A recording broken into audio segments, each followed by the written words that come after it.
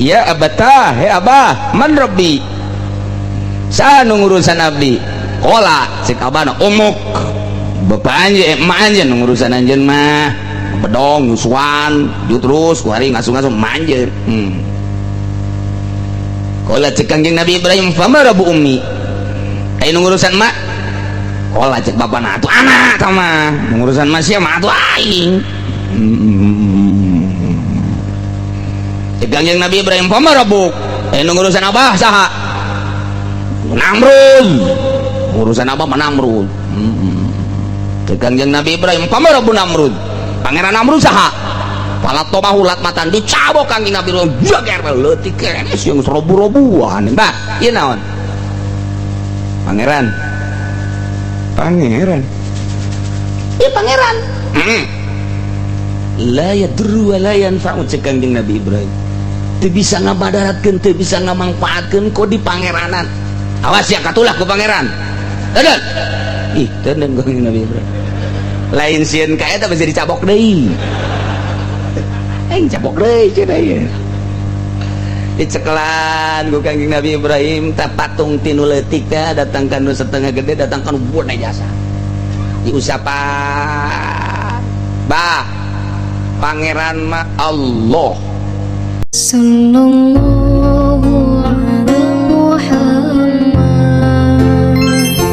sallallahu alaihi wasallam terpercaya karena karasulan Kangjeng Nabi terpercaya bahwa Allah teh sebagai pangeran haju Gusti Allah mere dongeng carita nu terjadi terhadap Kangjeng Nabi Ibrahim alaihis jangwatan hati Kangjeng Nabi urang dalam rangka dakwah ketika dakwahna teu dianggap lain anjeun bae Muhammad tuh deuleu karuhun anjeun Kangjeng Nabi Ibrahim Nabi anu lahirna di saat aya raja adu buang kawarah ngaranna Raja Namrud eta bapana ngaranna Kan'an mantak disebut kaum Kan'anin bapana Kan'an ngaranna Sanjarib bapana Sanjarib ngaranna Kusa bapana Kusa ngaranna Sam bapana Kangjeng Nabi Nuh alaihis di Kangjeng Nabi Nuh dikerem babanjiran ke nu bakal dicaritakeun didongengkeun di hareup lalakon Kangjeng Nabi Nuh babanjiran haju nyieun kapal haju singgah di gunung di mana judina nu kuari mun urang nyebut negara-negara mana gunung mana aya jadina Al-Qur'anul Karim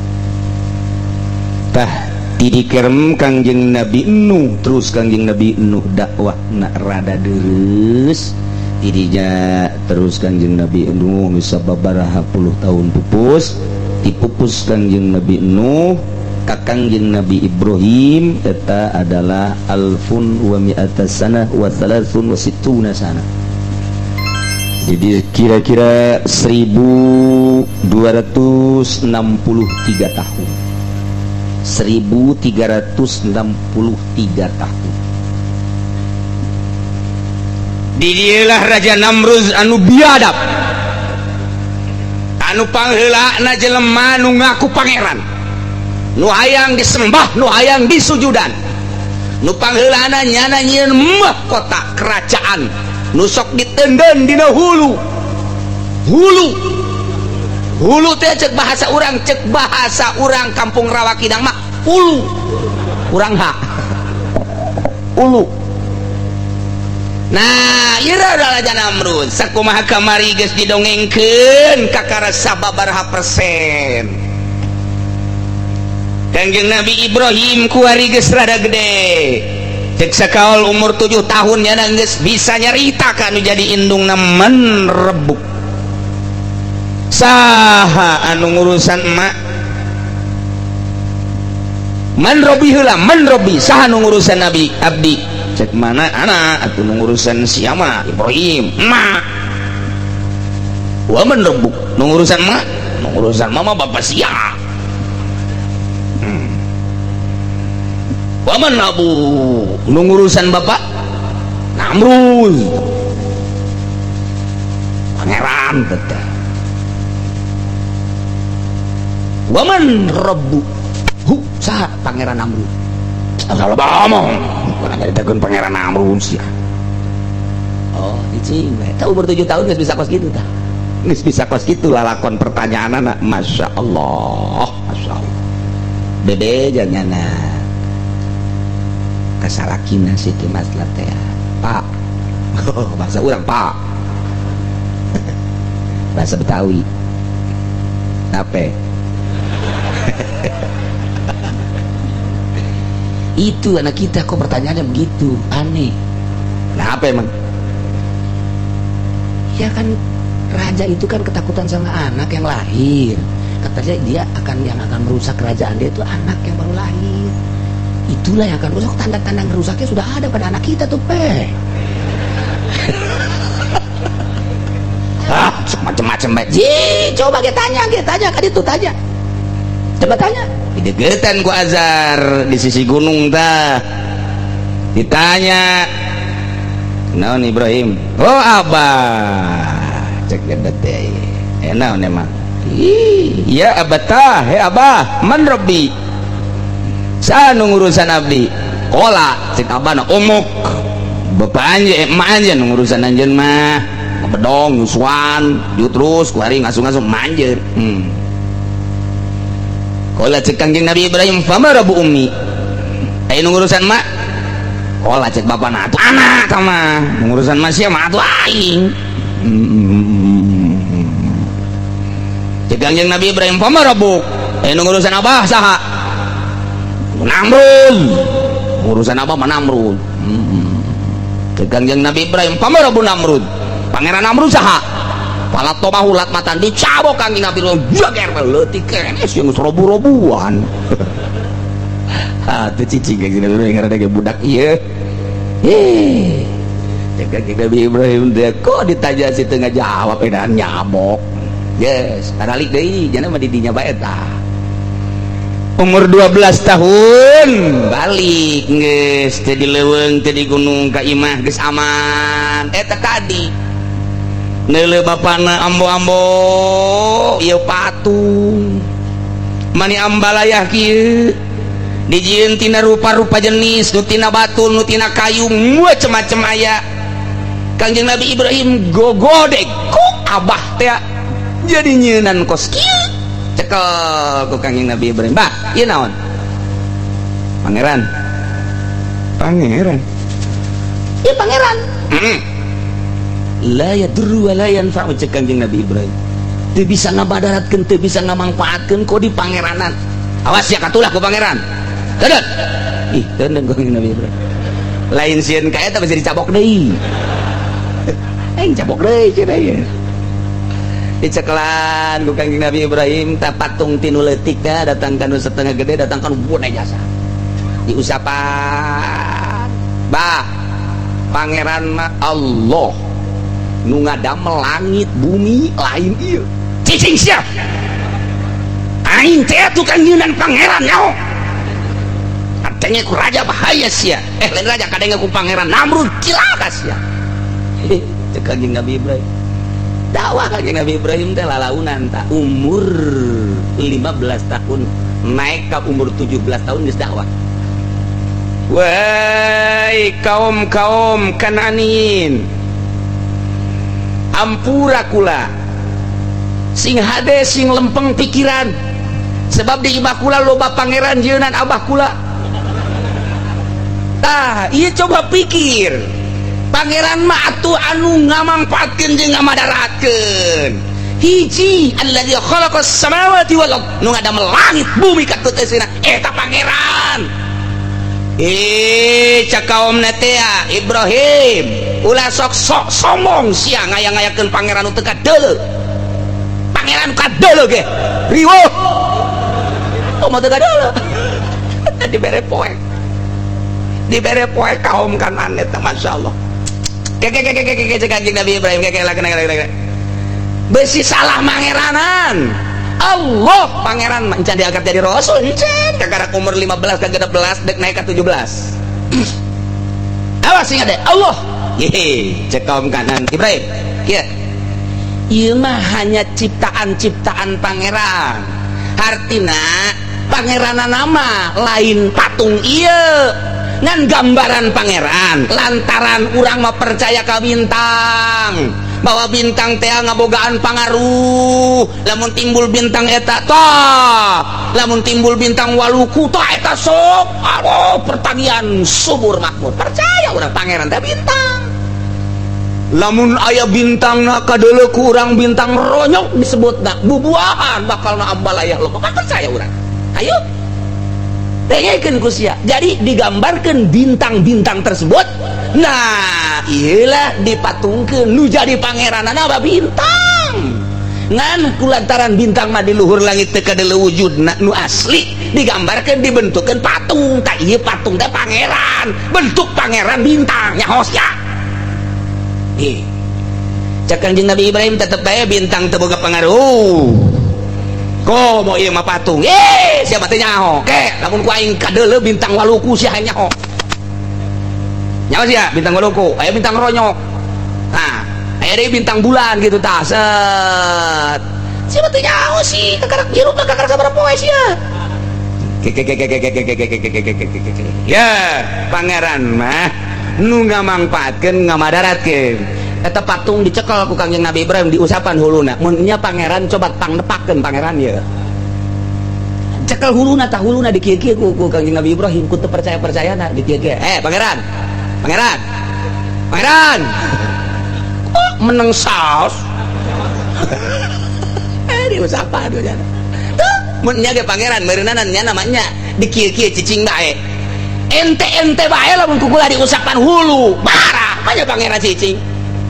dah geus ulah omong urang bawa ya ka dieu ka sisi kali yuk pangeran yuk ayo dibawa digotong ka pangeran teh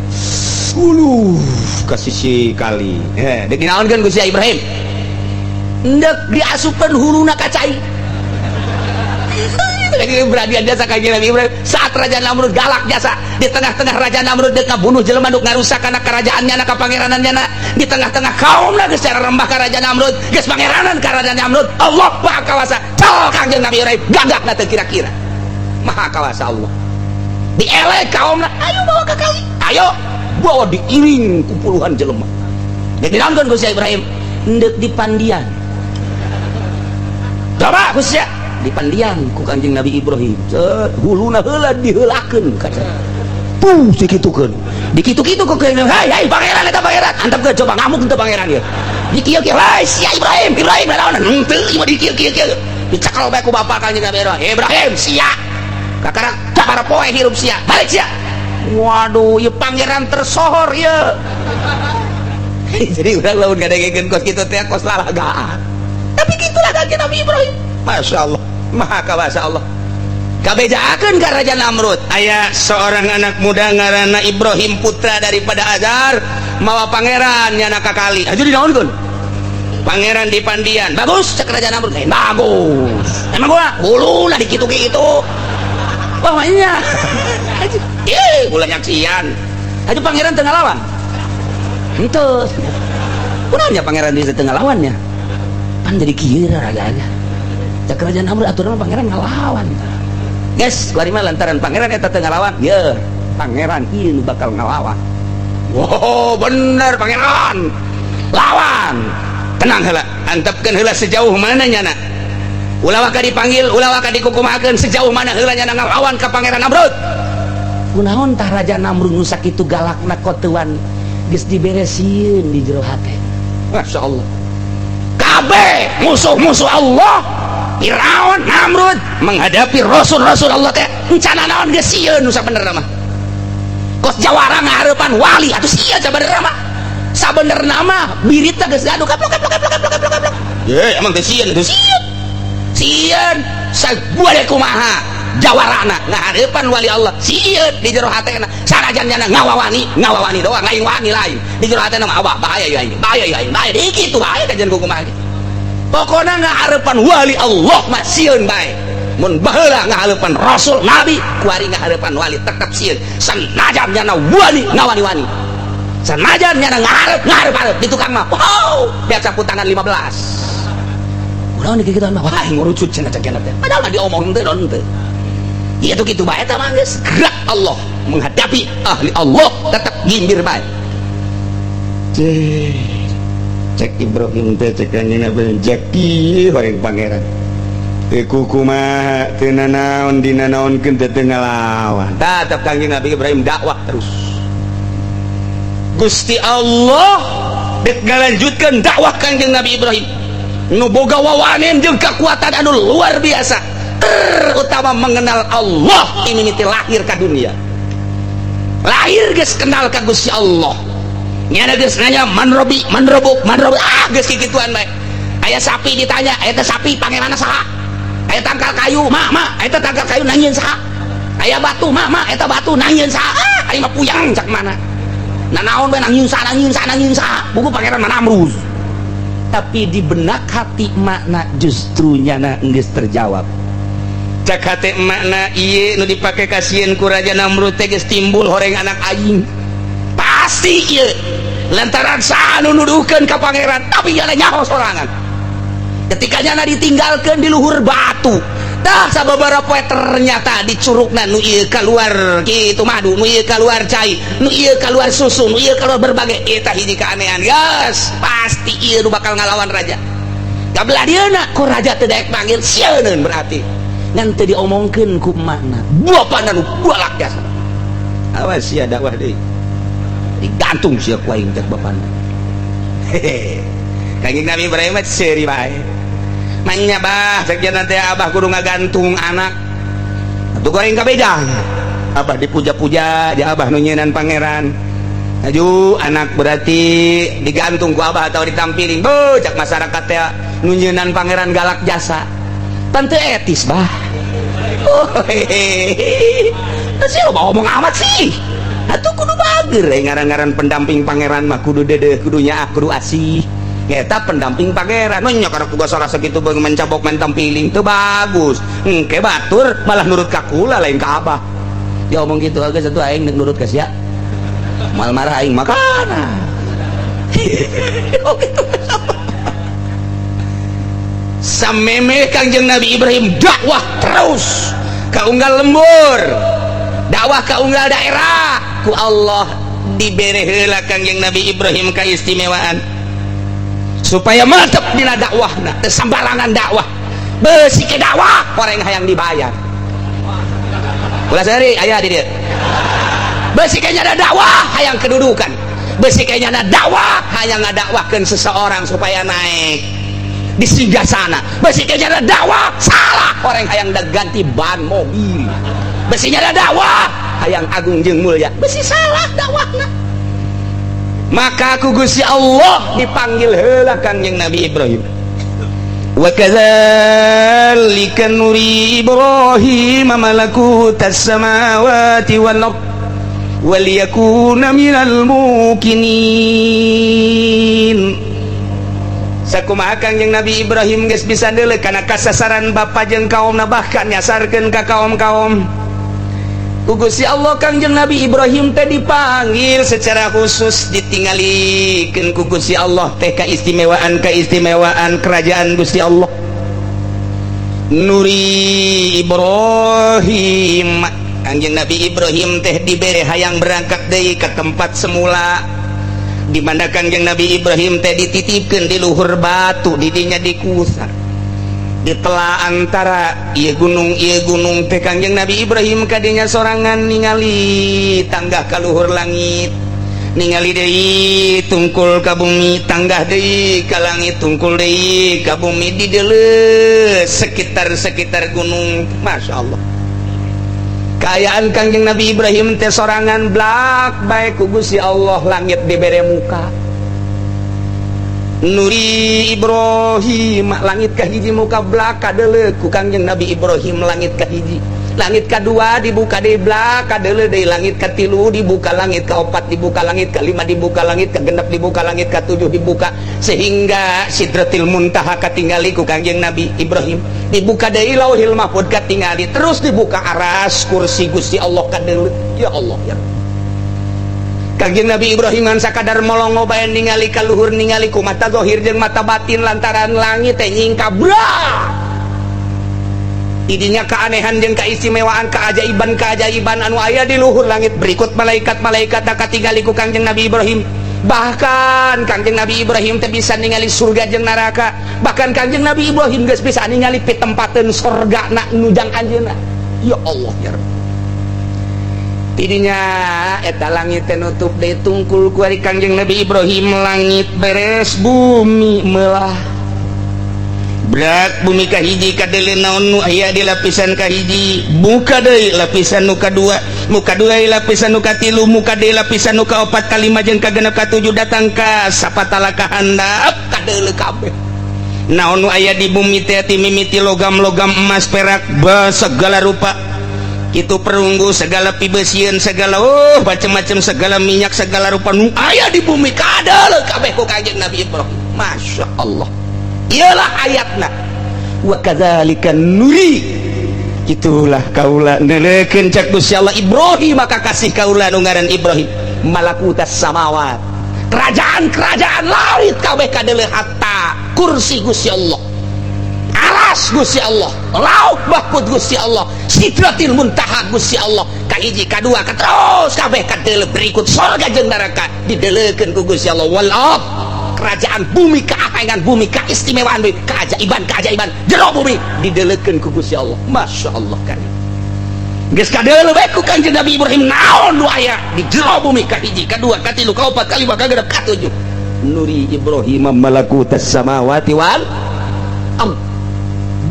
pohara jasa Kangjeng Nabi Ibrahim asa di mana Kangjeng Nabi Ibrahim waliyakuna minal mungkin supaya Kangjeng Nabi Ibrahim yakin termasuk jelema anu yakin lagi ketika dakwah geus teh asa-asa kadele langit hiji dua tilu berikut surga jeung neraka teu kadele bangsa peramplopan nu kos karari keagungan jeung kemuliaan dunia teu kadele teu pernah ngajungjungkeun seseorang dakwahna tak pernah urusan pitaya dunia tak pernah Kangjeng Nabi sebab ditidelekeun malakutas samawati wal ya Allah jeung boga keyakinan nu pohara wal yakuna minal mukinin mantap Kangjeng Nabi Ibrahim Gusti Allah teh dugi ka ayeuna berubah panten teu wujud Gusti Allah berubah tibalan teu kidam Allah berubah teu bako Allah berubah teu bokola pahlil hawadis selamana Gusti Allah pokoknya Allah mah wujudna kapilanku kidam jeung bako kitu bae geus kidam ti heula nu pernah miheulaan bako lagang wates wangenna mereka makhlukna kumaha kersaning Gusti Allah bae haju kuari ditutup teh urusan kasab-kasab nu mantak anna nuru jalalillahi azza wa jalla cahaya Gusti Allah mun dibahasakeun cahaya eta adalah moncorong kuari ge gairu munqatiin laihun gairu munqatiin teu pegat tatangga kuari apakah pegat kuari cahaya lete lantas naon atuh kuari kualantaran urang teu bisa neueuh wal arwahul basyariyah la tasiru wal arwahul basyariyah la tasiru mahrumatan roh bangsa manusia urang teu terjadi kehalangan illa bil hijab kecuali ku halang ditahan cahaya Allah teh ku halang hijab ngaranna wa dzalikal hijab laisa illa bil isghal bi ghairillah halang eta teu aya naon kecuali katungkul ku salian Allah urang kuari katungkul ku urusan dahareun, katungkul ku urusan minuman, katungkul ku urusan pake, katungkul ku urusan imah, katungkul ku urusan pamajikan jeung anak yane keluarga, katungkul ku urusan dagang, katungkul ku urusan gawe di pabrik, katungkul ku urusan di instansi, katungkul urang teh ku kerajaan-kerajaan RT, kemudian kerajaan-kerajaan kelurahan, kerajaan-kerajaan kecamatan, kerajaan-kerajaan dunia sampai presiden. Iyalah nu ngahalangan urang jeung nur Allah. Eta nu ngahalangan ka urang. Urang hayang luhur, urang hayang mulia, urang hayang agung, ngahamba urang teh kahalangan ku eta. Nu mantap ketika urang mau jadi hamba nu sabener-bener hamba, sakumaha para rasul, para nabi, terutama kanjeng nabi urang kanjeng Nabi Muhammad sallallahu alaihi wasallam, nur Gusti Allah bakal nyorot ka. Tapi kodri ku ukuran izalatil hijab leungit ngahalang, urang bakal dikasapkeun ku Gusti Allah. Urang kuari geus teh katungkul ku urusan dahar, ku urusan minum hiji bae tawakkaltu Allah. Urang kuari teu kahalangan teu kayu sigol ku urusan dagang jeung tani Allah. Urang teu kahalangan ku urusan jabatan, keagungan, kemuliaan, kerajaan segala rupa teu. Lepas ti urusan dunia, lepas ti urusan makhluk, lepas ti urusan nafsu, lepas ti urusan setan. Urang teh ngahiji jeung Gusti Allah. Bahasana hiji sih ada, tetep bae Allah khaliq, urang makhluk. Perasaan urang ngahiji jeung Gusti Allah sebagai makhluk, tapi nu kadeuleu khaliq kabeh. Dibukakeun urang nya sarua kasab, brak sakumaha para kutubul auliya, sakumaha para wali-wali Allah. Tuan Syekh Abdul Qadir bisa neula aras, Syekh Wesel Kurni orang Kampung Koron Yaman bisa ningali aras, Imam Abu Hasan Asyadzili bisa ningali aras, Imam Syafi'i bisa ningali sapatala kabeh ku Imam Syafi'i bisa ditingali di hadapan bumi aya naon, Imam Malik sarua bae bisa neuleuh malaikat di luhur. Atulah jauh-jauh lila teuing, jauh teuing tabak ka dieu. Belah dieu Syekh Abdul Karim Banten nu nyebarkeun torekat di urang. Apa di Banten naon kitu ti Mekah ka dieu ngan salengkah. Salengkah Syekh Abdul Qadir mah. Aing hayang ka Banten heula. Di dalam batlek eta dunia leutik diberi ilmu toy ku Gusti Allah dilipat. Urang na geus ka Allah bae, dunia ciptaan Allah, urang anu Allah, cak Allah dileutikeun ku sia bumi laek aku sia. Alengkah. Ya Allah ya Rabbi, lamun geus ka Allah bae, masyaallah. Lamun Syekh Mansur datang ke Banten teh jalan handapnya turun di sumur Zam-Zam, set muncul di Cibulakan. Ya Allah ya Rabbi. Lamun Syekh Pamijahan nyana berangkat sarua bae, nyana bareng set aya di Pamijahan. Ya Allah, nu mantap kamari ge aya nu dongeng kurang macan jadi wali kamari. Kunaon emang begitu naik ke kapal cek aya di Jidah HS bae meureun tah mah. Wali cenah aing teu karasana naon asa haju aya di Jidah bae. Geus loba omong sia mah wali ge wali mujbir sia mah. Tah eta di zaman guru-guru urang kamari. Lamun Abuya Dimyati Cadasari,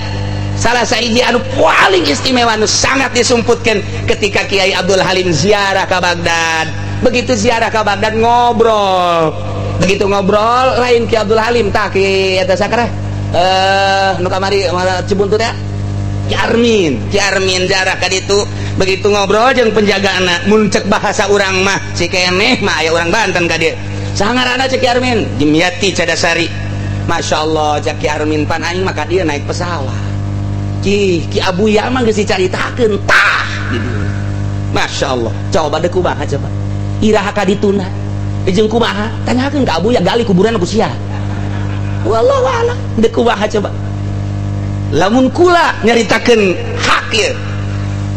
zaman almarhum Abah Doyong Muriang, Abah kula ka Yogyakarta pas Muriang. Begitu ka Yogyakarta naik mobilnya sedan beureum, supirna urang suruh ngaranna Pak Sumantri. Berangkatlah di dieu tet di dieu berangkat jam 7 kunaon datang ka Banjar jam 10. Aneh kula keur ngaji digerokeun ja aneh. Berangkat jam sabaraha? Ieu jam 7, 8, 9, 10 3 jam ka Banjar moal datang ka jeung kumaha. Waling cepet genep 7 jam, 3 jam geus datang. Ulah disusulan. Salila kula disusulan heran. Ai jam sabaraha berangkat jam 7 cenah bari kula mas kalemes. Daharlah di hareupeun SMA di dinya. Beres cek Abah teh milu sia ka Jogja. Milulah berangkat. dikejar kudu 12 jam nusa bener nama Banjar Yogyakarta teh ya lantaran jalan ka dieu tak ke tengah eta kudu 12 jam tapi ternyata 5 jam geus datang ka dieu bahkan kurang berangkat di ditu ti Jogja teh ba'da zuhur salat zuhur heula di jama teh zuhur jam 1 lah 1 2 3 4 jam 5 geus 4 jam ka Jogjakarta kula ngahulang bae kok bisa kos kieu sih emang kenceng jatuh kenceng gak biasa baik haju di jalan biasa eureun sagala nanya ke abah apa dia cepat udah lo ngomong lah tunggu gitu baik itu lo ngomong kumaha heran kumaha coba Masya Allah nah iyalah kejadian balik tini itu balik deh ke Banjar kulakeun masanten di Banjar Haji Jalal keur meujeuh nasa sapihan cerik baik terus bae teureun cak abah teh ieu cerik negor berarti urang ulang ngendong balik yes, kula ditinggalkeun di Banjar. Apa balik bae? Pancen ngendong bayi geus disiapkeun ka benta apa balik bae. Ieu Haji Jalal lain sambarangan ceurik cek ngeunana nita apa balik. Terus balik bae abah mah geus disiap-siapkeun di Banjar dek ngendong, balik bae. Ternyata horeng di dieu keur ditungguan almarhum Abah Jangkung Doyong endeuк sakarat nanyakeun bae. Datang ka dieu cepet jasa di ta mobil. Begitu datang geus aya tanu ngabejaan. Abah kritis ka dieu sempet ngobrol heula sagala rupa. Isuk naon? Eta teh kula mah nu melengek eta kok cepet amat ka Banjar ngan ge 3 jam 4 jam cek datang duh lamun urang bisa kos kitu gas pokona mah di ditu nu ngora geus makanya kudu kolot we pokona mah geus nyaho-nyaho retoy we urang mah salah niat juga kan bisa kos kitu teh kikituan mah lulu puguh hayang bisa kitu teh lepaskeun tina kaladatan dunia 10 pintu nu kudu dibuka 10 nu kudu ditutup bisa urang kitu naon diantarana 10 pintu nu kudu ditutup pintu kaladatan dunia buka pintu kateungeunah dunia pintu kedua buka pintu melek peuting tutup pintu molor pan urang molor kabeh maka deulina galeri cenghar isuk-isuk 2 piring wuduk atuh nomor katiluna buka pintu itu naon ngaranna pakir tutup pintu sugih obat buka pintu anti pemerintah tutup pintu ke pemerintahan mantak lamun aya jelema norekat tapi nyana babarengan jeung pemerintah unclang-unclong natuna milu jeung pemerintah torekatna batal lain aja aya jurus-jurusna lamun jurusna moal bisa ngomong kos kitu aya jurus-jurusna lah nomor kalima anti kana dunia pintu dunia tutup buka pintu akhirat mun aya kiai ngangsongkeun proposal sanajan orekat atuh saya jurus-jurus tak malin teruskeun ku aing kabeh jabaratal kabeh 10 nutup 10 muka atuh aya jurusna keun moal diteruskeun heulana sebab ngababuka urang kabeh asa dibabukan mah urang atuh kabeh da kuat kagenep ulah sok ngahayu-hayu jelema anu zalim tutup pintu kezaliman buka pintu keadilan boro-boro urang nu zalim ngadukung jelema zalim ge mun norekat batal mantep kiai nu aya di dieu atuh baratal kabeh ja kamaripan bener kan pun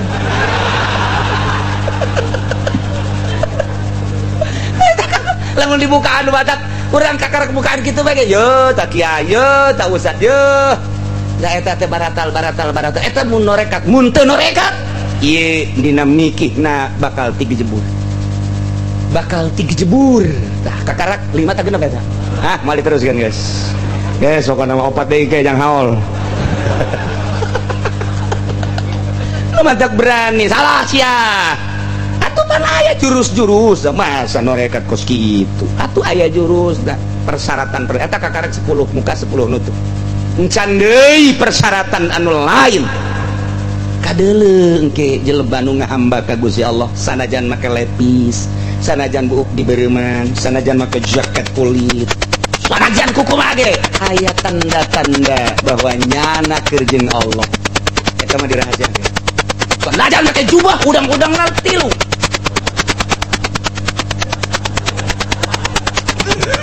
wah betang ka lamun teh nyahoeun jeung pamarentah mah jeung pamarentah bae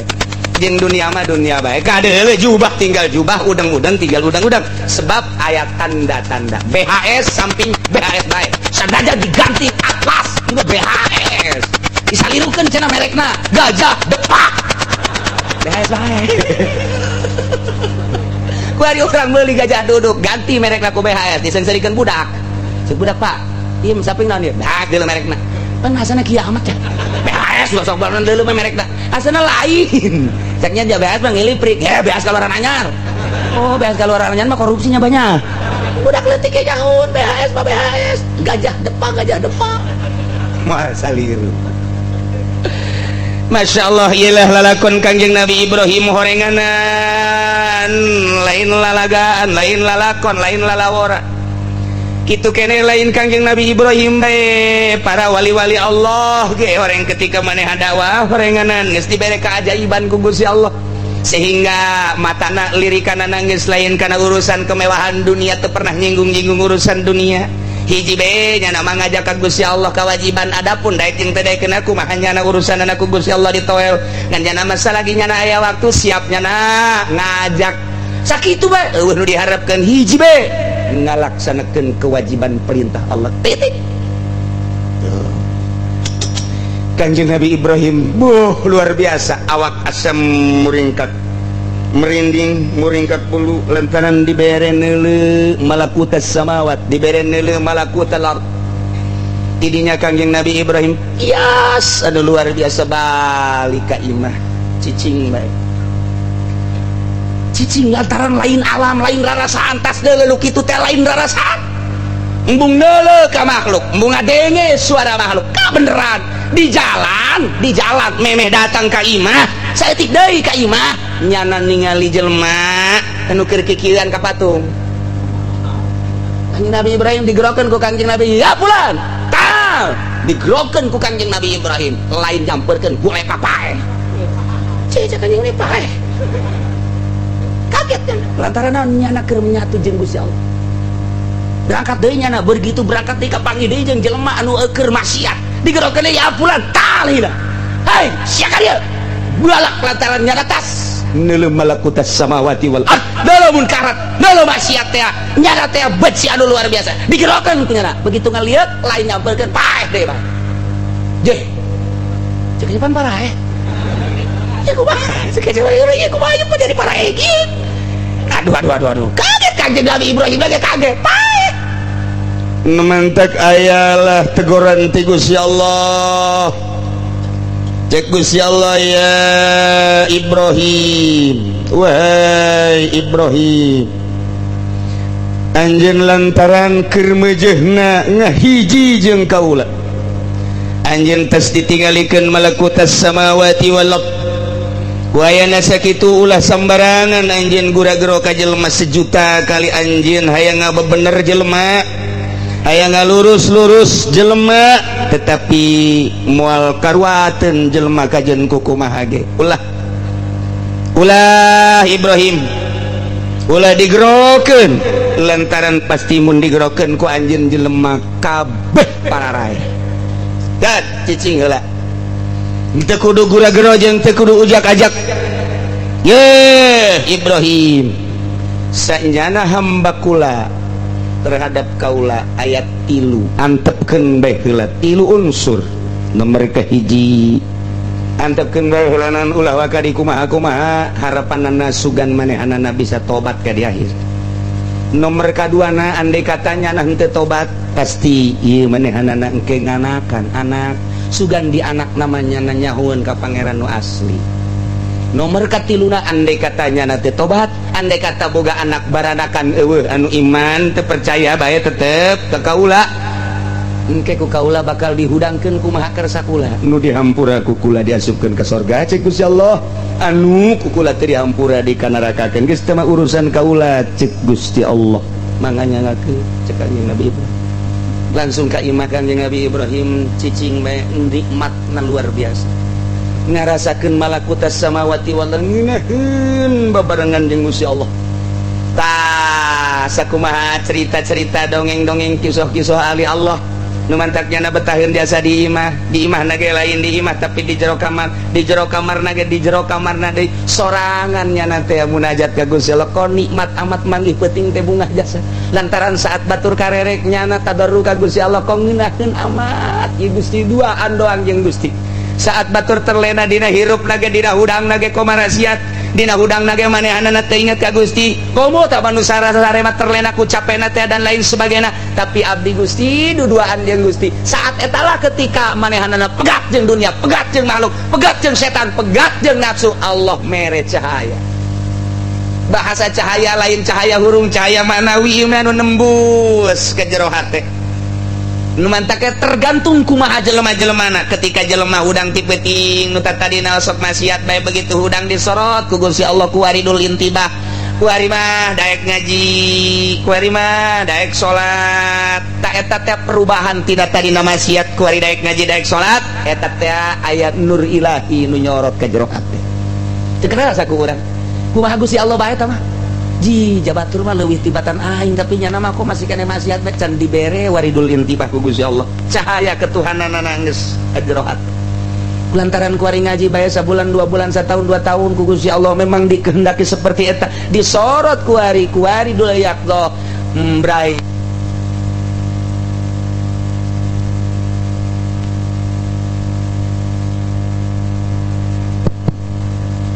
kuari brai-brayan di jero hatena teh ih dibere ku Gusti Allah kamari mah kakara kababawa doang kuari mah ku aya resep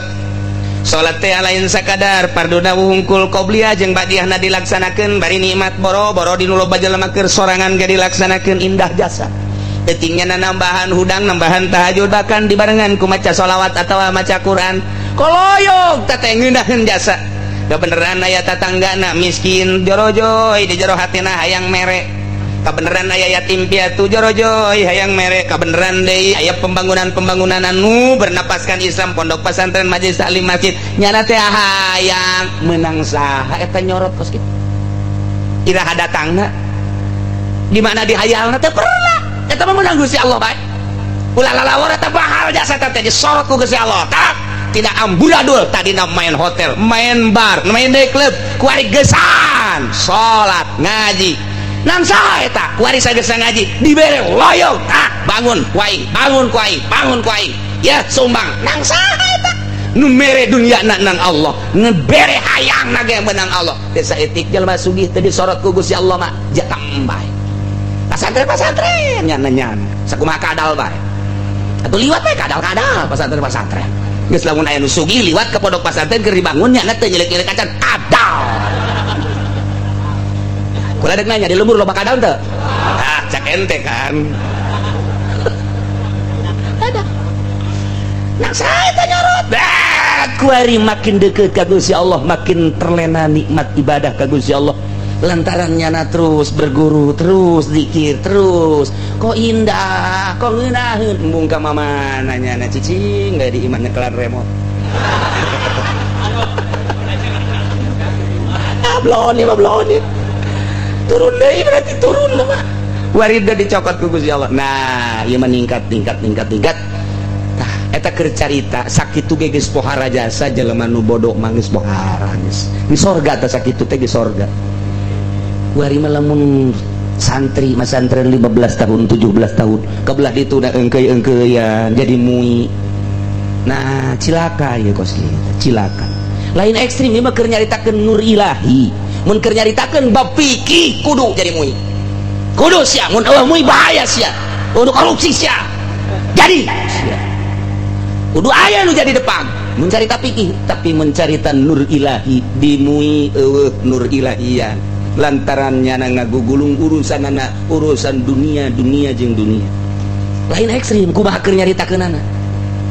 da mun nyaritakeun fikih mah jadi lurah teh kudu jadi camat teh kudu atuh mun eueuh lurah saanu nyeun SPPT atuh acak-acakan keur carita fikih tapi keur cerita nur ilahi ruhani kuari jadi lurah mebes camat buat tuluy jero camat Watu bupati mah lamun tadi camat sacangkeng atuh kuari bupati mah sadada gubernur atuh geus sabeuh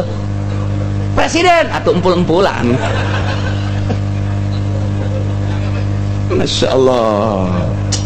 Nailah Kanjeng Nabi Ibrahim teh si horeng diberi heula kaistimewaan ku Gusti Allah teh ditingalikeun malakut samawati wal ard nu mantak keseueuna naon di jero atena hiji bae Allah. Jabatan teu aya, dunia teu aya, nafsu teu aya, setan eueuh hiji bae Allah. Tangkap ku ari mah dakwah. Begitu Kanjeng Nabi Ibrahim ningali kaumna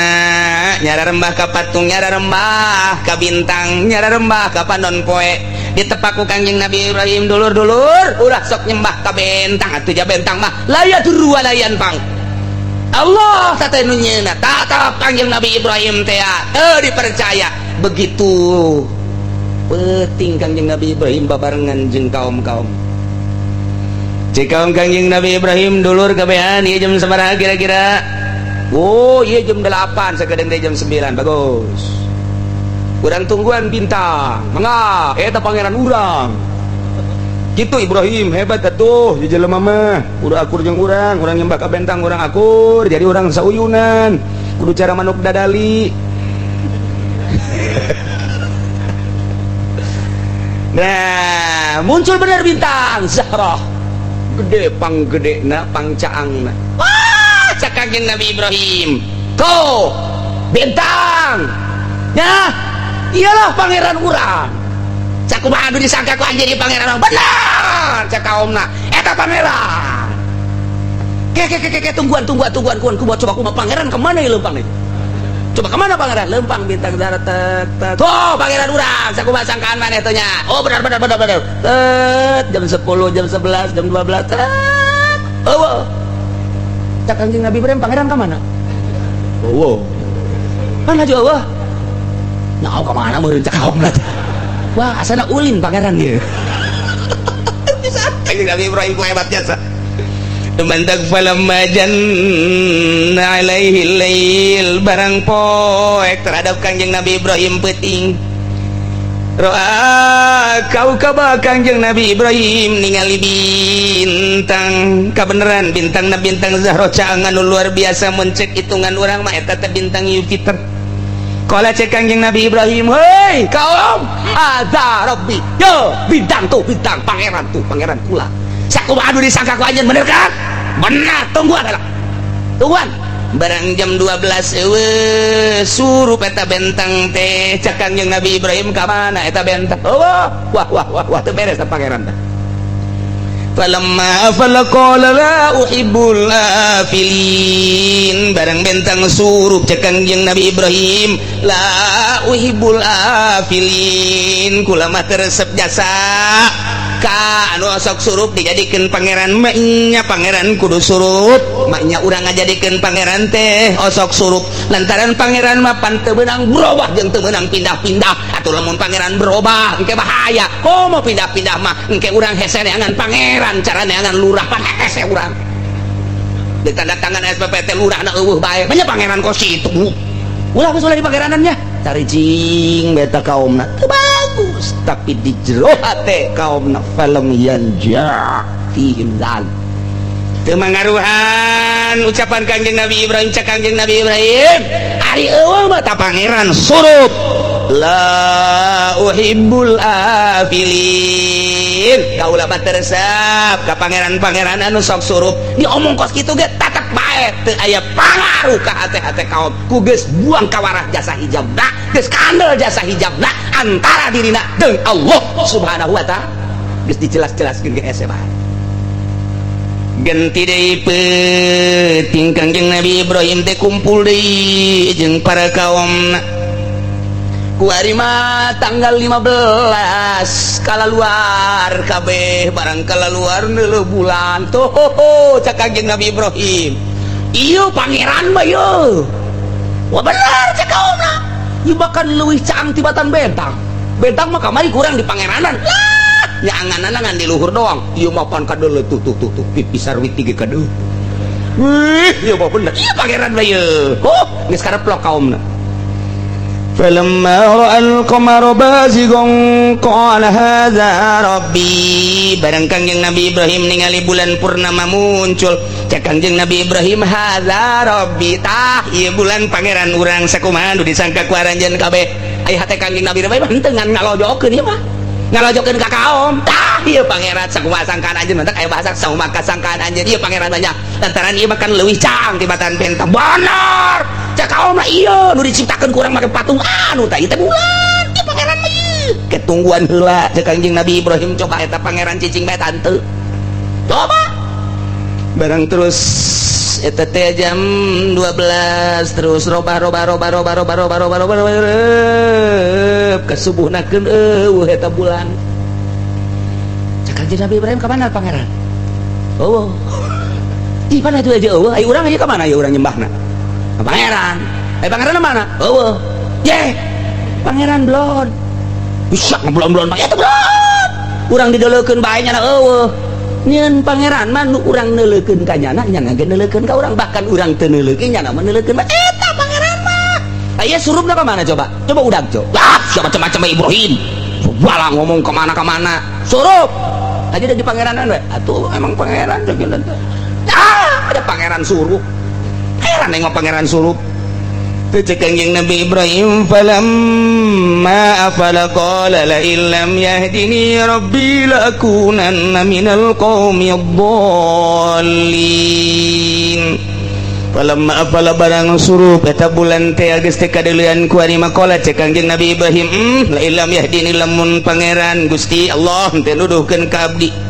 teu netepkeun ka Gusti ka abdi kana pituduh niscaya la akunanna minal qaumid dhallin niscaya kaula teh jelas termasuk kana kaum anu sasar ta ieu teh ya mingpilingi nyindiran ka kaum lantarannya nama pangeranan ka bintang pangeranan ka bulan bahasa Kangjeng Nabi Ibrahim teh ieu sindir sampir deh lamun teh mah kaula henteu dibere pituduh ku pangeran kaula atuh niscaya kaula teh ieu termasuk kaum anu sasar eta teh nyindiran kaum teu dibere pituduh ku Gusti Allah berarti sasar dan bahasa Kangjeng Nabi Ibrahim nah pohara jasa Masya Allah tak eta bahasa lamun kos kitu bagus tak model kos ieu ye urang kapanggih jeung awewe aja tahu kurang eta teh dipakai ka resep jasa tak urang ngomong ka manehanana teu ngomong bogo lamun ngomong bogo sogol jeung can pugu ditarima ngomong resep ke sogol kene bae tapi urang ngomongna kineng be masyaallah sing hade ulah ka mamana lantaran neng lamun ka mamana asana ieu lembur ieu pareum eueuh lampuan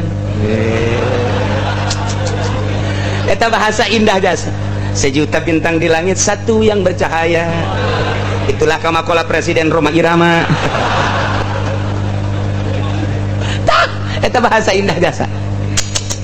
eta lagi benengnya ki ulah ka mamana lantaran loba jasa nu resepkeun ka neng teu bebejanyana neng sing hade bisi ka mamana bisi loba nu ngaganggu lantaran loba jasa nu resepkeun padahal di jero hate mah di antara anak-anak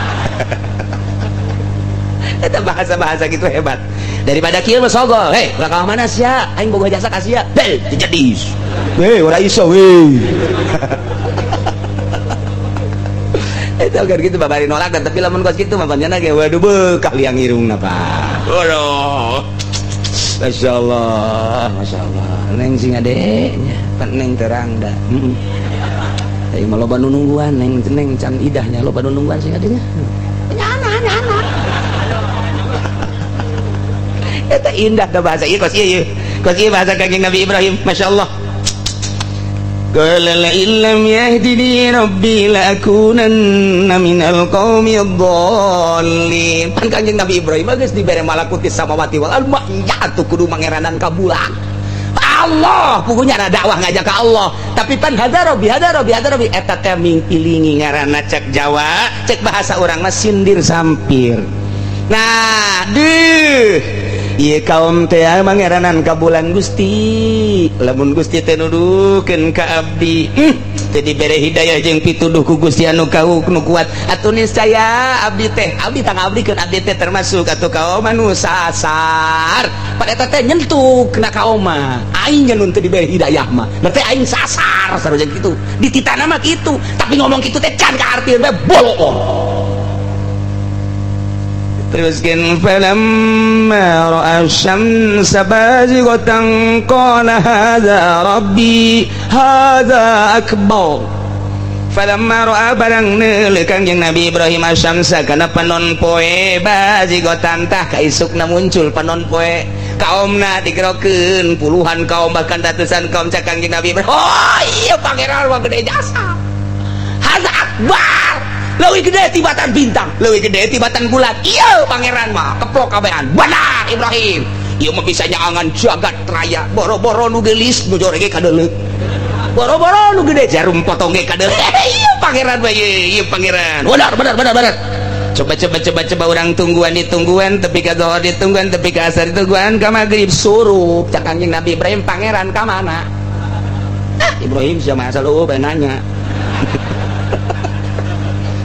Itu lain. Tadi mah keur aya urang bisa neuleuh bisa memandangnya nah bisa nyorot urang ketika urang menta ge kan kunyana kasorot nah kuari keur eueuh nah ieu urang menta ka pangeran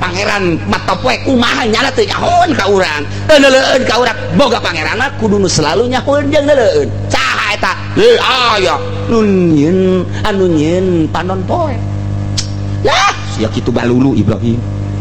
puyang aing mah ngadenge sia sagedeung-gedeung nu nyieunna sagedeung-gedeung nu nyieunna bentang lain bulan lain beda surup usia tadi pangeranan heran aing mah kasia cak Kangjeng Nabi Ibrahim kula ge heran anu eueuh teu kadeuleum wujudna kuari aju teu jaoeun deui bisa sembah ye ieu kula mah nanyakeun kuari pangeran ka mana bae nu nyaho nah falamma afalat qala ya qaumi inni bari'um mimma tusyrikun. Cek Kangjeng Nabi Ibrahim falamma falat barang surup eta panon poe kola cek Kangjeng Nabi Ibrahim ya qaumi he kaum kaula inni sayana kaula bari lu barbebas bima tusikunatina naon nu ku anjeun disekutukeun yakni bintang yakni bulan yakni panon poe termasuk patung-patung jeung jirim-jirim anu ngabutuhkeun kanu nyieun nu sabenerna mah pangeran anu nyieunna kaumna ku abeh ngomong Ibrahim jol bentang lain pangeran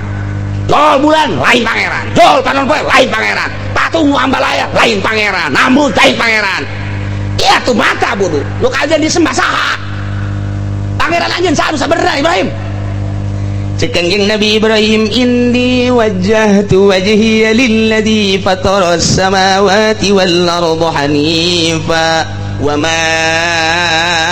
ana minal musyrikin pangeran kaula mah inni sanyana kaula wajahtu menghadapkan diri wajhi diri kaula dimaksud ibadah kaula mah ye pangeran kaula mah ye nyaeta alladzi fatara lilladzi fatara samawati wal ard ngaharepkeun awak kaula menghadapkeun diri kaula yakni kula mangga ibadahan teh zat anu ngadamel 7 lapis langit jeung 7 lapis bumi kagambar ku Kangjeng Nabi Ibrahim waktu keur mukana bret malakutis samawat kadeuleu kumaha hate Kangjeng Nabi Ibrahim malakutil ardi katingali kumaha hate Kangjeng Nabi Ibrahim ketika jaritakeun lillazi fataras samawati wal ard masyaallah okos jelema ahli Allah nyaritakeun Allah teh asa aya bae di mata okos ahli partai nyaritakeun Allah teh nu kadeuleuna Golkar nu kadeuleuna teh Golkar bae dibawa ka kaler ka kidul horeng digubruskeun ka Golkar bae partai P3 kiaina kakaler kakidul muludan rajaban suagana tek-tek jeung bengekna atuh ka P3 bae kiai dakwah make hadis bade Quran atuh emang neuk kaluhurkeun calon bupati mah kadinya keneh bae kali jasa meureun ku nyananya aya meureun kiaina kuarinya atuh kada amar ku kiai deuk lupa ka mana ge dibantek lamun kiai ahli Allah mah ngadengkeun ceramahna loyogna geus kanyahoan partai ieu mah kanyahoan loyogna kajeun teuing rajaban muludan nu diagungkeun Kangjeng Nabi di benak hatena golkar bae teu layak dakwah kiai kos kitu mah teu layak teh mah lantaran deuk kajakna ka golkar gantung habak kiai kos kitu ieu ebrak cenah aya ku ari ya teu aya gantung lah cenah minggu hareup moal geus anu ditahan ka dieu ulama ke Al-Quran ngekayukeun calon bupati mah geus bae teh kudu make Al-Quran jualan Al-Quran jang gadiukeun hiji jelema buang ka warah teh kiai bolo sia tah nu neruskeun aing mah nganosran doang ieu mah kumaha nyaritakeun Kangjeng Nabi Ibrahim ketika nyana nyaritakeun kos kitu tah lilladzi fataras samawati wal ard kabaya malakutis samawati wa malakutil ardi masyaallah kos wali di mana-mana gajah ka Allah beneran nyawa taruhanana atuh geus bae kitu lamun aya jelema hayang kedudukan kajeun teuing ngaler ngidul Quran hadis kaul ulama kedudukan bae kajeun teuing hadis rajaban muludan geus tek-tek jeung bengekna golkar bae P3 we dikayukeun hiji jelema bae ngeres kate kos kitu geus nu dakwah mah kudu nu bener-bener ahli Allah subhanahu hese ngan kuari di tahun 2013 tiangan ahli Allah titah muludan moal mangi ahli am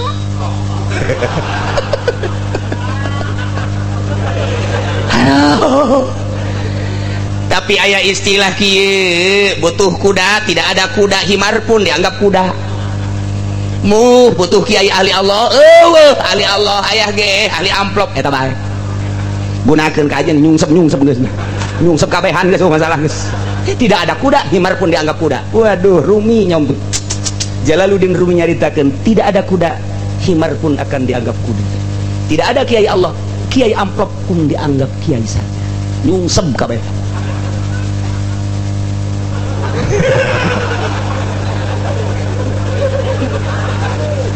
Inni wajjahtu wajhiya sanyana kaula ngarepkeun madepkeun yang hareupeun awa kaula nya ibadahan lilladzi zat Allah fataras samawati wal ardi nyieun 7 lapis langit jeung 7 lapis bumi hanifa bari condong kana agama lurus wa ma ana minal musyrikin jeung teu aya ka ulama termasuk jelema nu nyekutukeun anu musyrik naudzubillah min jelas geus kaumna bahwa Ibrahim ieu teu mangeranan ka patu teu mangeranan ka batu teu mangeranan ka bintang teu mangeranan ka bulan teu mangeranan ka panon poe teu mangeranan ka Namrud berarti boga pangeran khususnya nu alladzi khalaqas samawati wal dipaduan kuari gaduh argumentasi jeung rakyat jeung kaum wahajjahu qaumuhu wallahu a'lam